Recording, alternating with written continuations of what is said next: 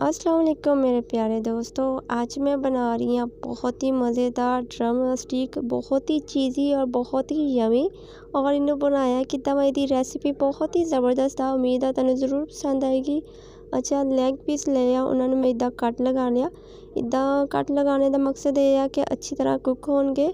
और ये मैं पानी ऐड करूँगी 1.5 गिलास, ठीक है ना।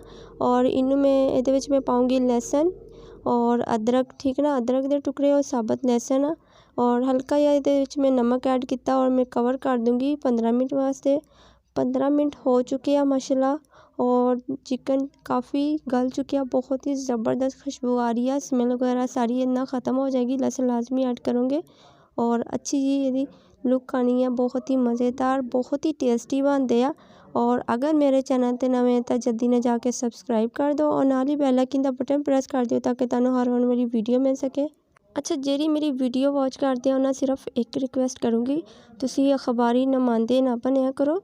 मेरी वीडियो ने तुसी CCTV बन के ना चुपचाप देख लिया करो। प्लीज़ वीडियो ने पूरा देखा करो, कमेंट करके तुसी चल जाते आ वीडियो ने नहीं देखते, ठीक है ना।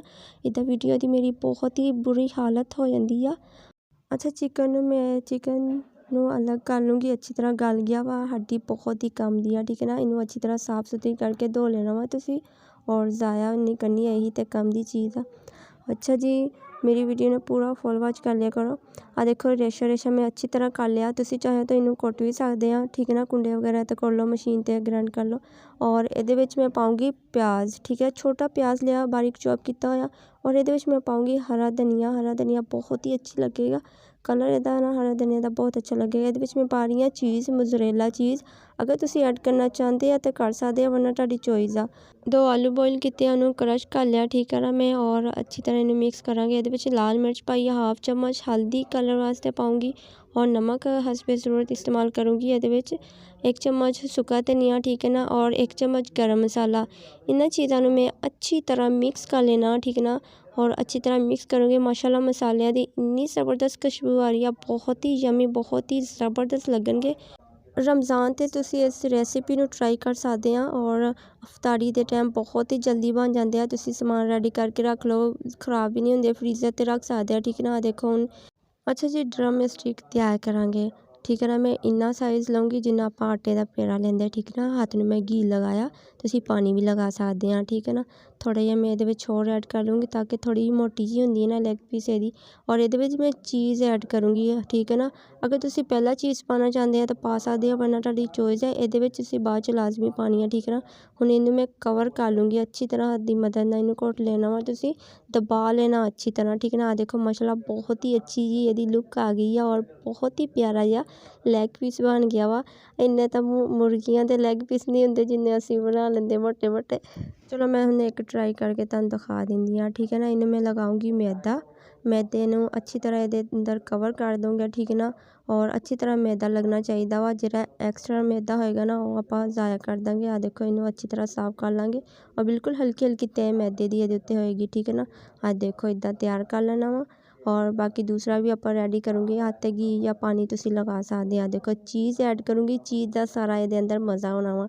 और अच्छी जी यदी लैग पीस ये तैयार हो जाएगा। इदा भी अगर मेरे चैनल में सब्सक्राइब नहीं किया तो जल्दी ना जाके मेरे चैनल में सब्सक्राइब भी कर दो और नाल ही बेल आइकन का बटन प्रेस कर दो ताकि तुहानू हर आने वाली वीडियो मिल सके। आप देखो माशाल्लाह ज़बरदस्त ये भी लैग पीस तैयार हो चुकी है वा। ड्रम स्टिक बहुत ही मज़ेदार बनती है। और एक अंडा लिया, उन्होंने अच्छी तरह फेंट लिया। ये मैं अंडे की कोटिंग करूँगी, ठीक है ना। और इतने मैं लगाऊंगी ब्रेड क्रम्स, ठीक है ना। ब्रेड क्रम्स लगाऊंगी, ठीक है ना। और अगर तुसी अंडा नहीं लगाना तो दूसरा ऑप्शन ये है, तुसी बेसन सॉरी मैदा घोल के ना मैदे नू तुसी पतला या कर लेना, उसकी डो पतली जी बना लेनी है। तो फिर अंडे की जगह तुसी मैदा लगा सकते, फिर ब्रेड क्रम्स, ठीक है ना। ऑयल हल्का या गर्म किया, इन्ना ज़्यादा गर्म नहीं करना।